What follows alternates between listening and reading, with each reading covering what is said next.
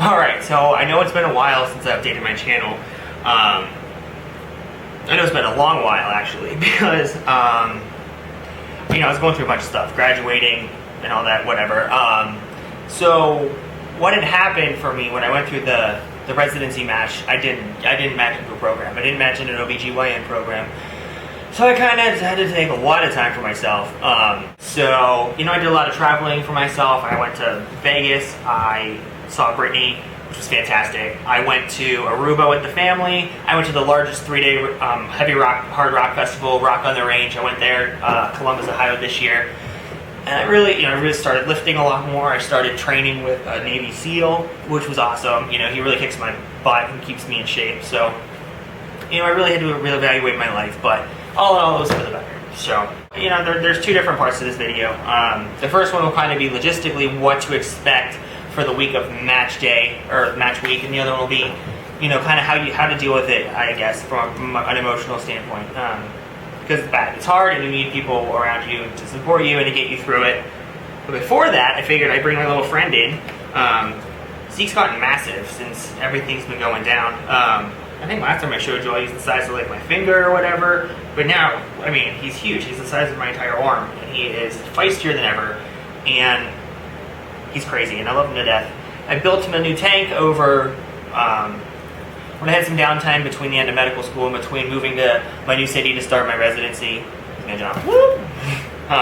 So just hang out over there. Okay, so first, what's gonna happen on match week? What happens during match week? The NRMP actually gives you a schedule of listed events. If you want to pull that up, you can follow along with kind of what I'm saying. The link is in the description box.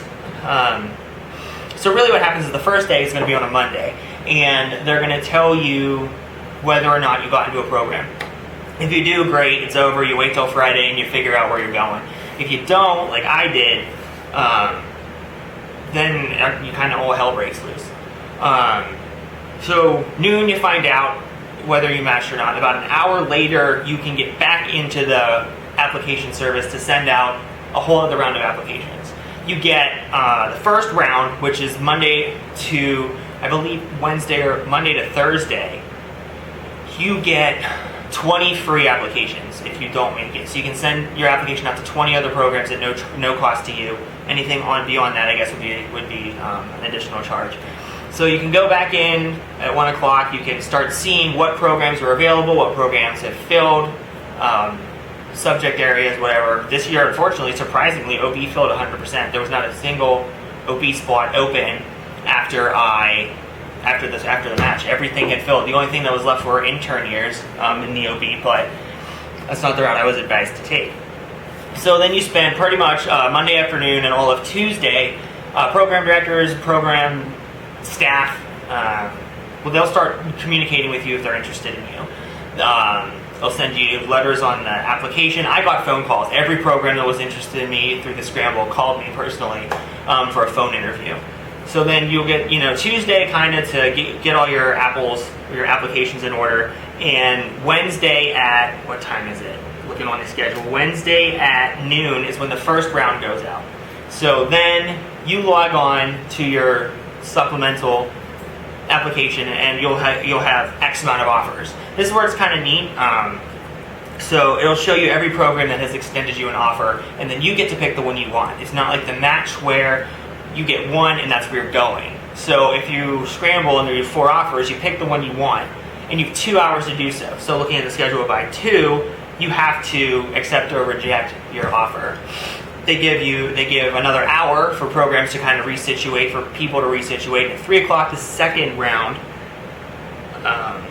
goes out. Through the second round, 3 o'clock on Wednesday goes out, and you have until 5 o'clock to decide. And once that's over, day 1's over, and you're either great or you're miserable or whatever it is. And then you go into Thursday, and look at the schedule. The next day, when did the next ones go out? I think Thursday, offers extended every 3 hours beginning at 9.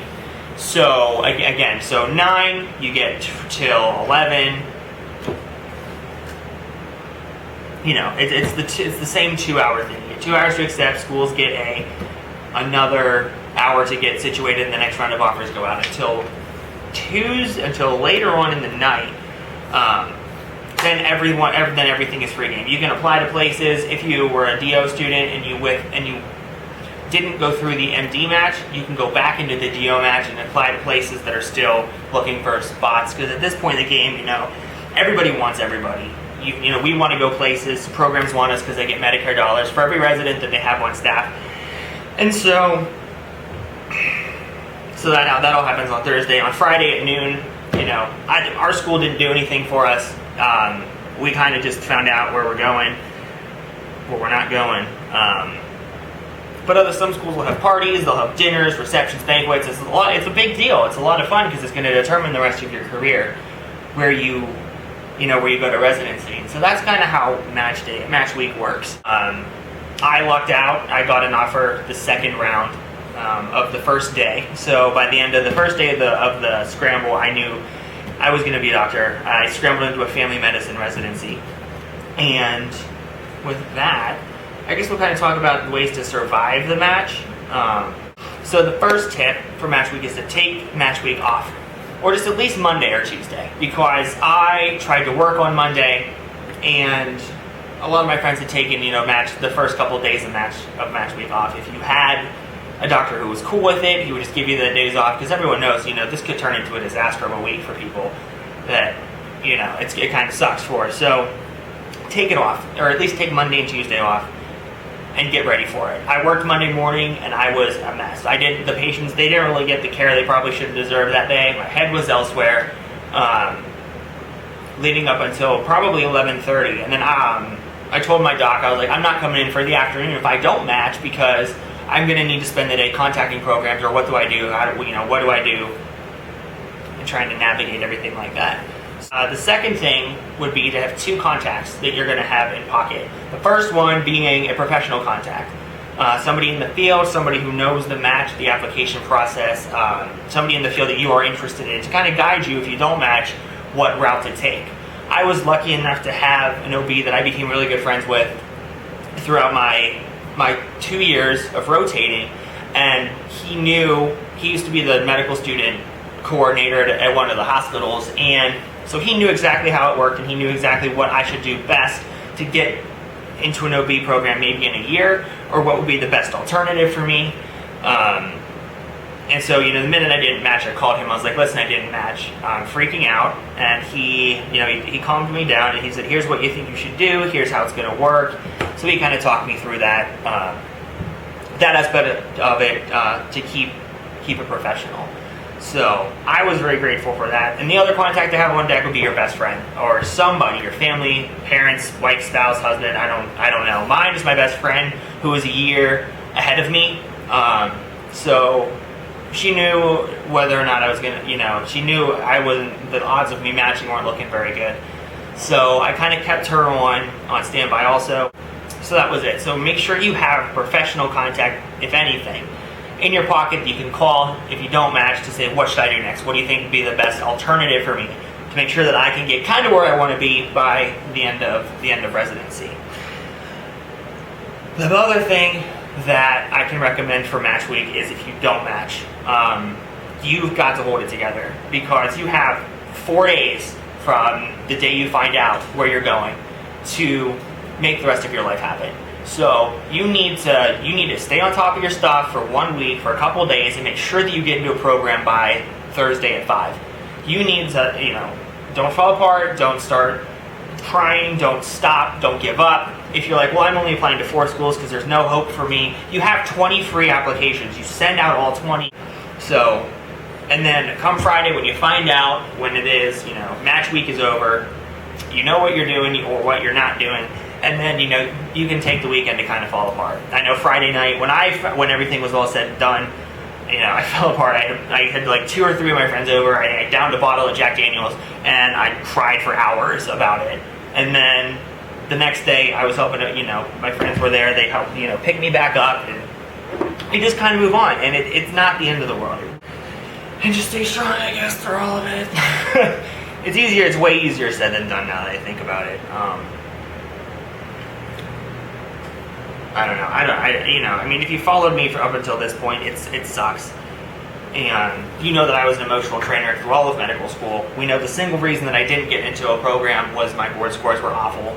My grades were awful, but I was hoping that, I had really good letters of recommendation. All of my clinical grades were fantastic, but it just wasn't enough. That really you have to emphasize the importance of step one. And if you're sitting here thinking about what do I do, if you're a second year medical student preparing for step one, you need to make this count, because it will hands down dictate the entire rest of your career. So that's my advice for surviving the scramble if you are unfortunate enough not to match into a residency program. It's a kind of confusing. You're going to get lost if it happens to you. Just stick to a couple of things. Again, making sure that you have a professional contact who can help you out and somebody who will keep you grounded through it all. So I'm super thankful to the doc who helped me through everything, and my best friend, obviously. She's been a huge supporter my entire career, and I'm still going. It's not the end of the world. Stay strong until the end, and you'll be okay. Again, any other questions, anything else you want to see me talk about, make a comment, make me know. I'm sorry I didn't update this as much as I wanted to in the past, but I really needed to refocus. So anyway, that's my advice on how to handle the scramble. I really wish everybody, in the upcoming year interviews and gets into a program. I would hate to see anybody have to go through what I had to go through. But all in all, it wasn't the end of the world. I'm still going, and start on Thursday. So we'll see. We'll kind of see how this all pans out for me in the end. Thanks for watching. Thanks for sticking with me. You've been watching me since my first day of medical school as we journey into residency, and we will kind of take it from there. We'll see what intern year holds. I'm on medical inpatient the first time, so I'm just going to use normal medical floor. Taking care of people as a doctor. No, it's weird. Anyway, but that's it. So thanks for watching. Let me know if you want to hear anything else about in the comment section. And I'll try to update a little bit more frequently during residency, because this actually really does help me, get things off my mind. It's fun to watch back. I was watching back on some of the other ones that I had done yesterday, and it's neat. It's neat to go back to. So I'm going to keep doing it, and hopefully I can help somebody out in the process. So, all right, thanks for watching again. Have a good night. Bye.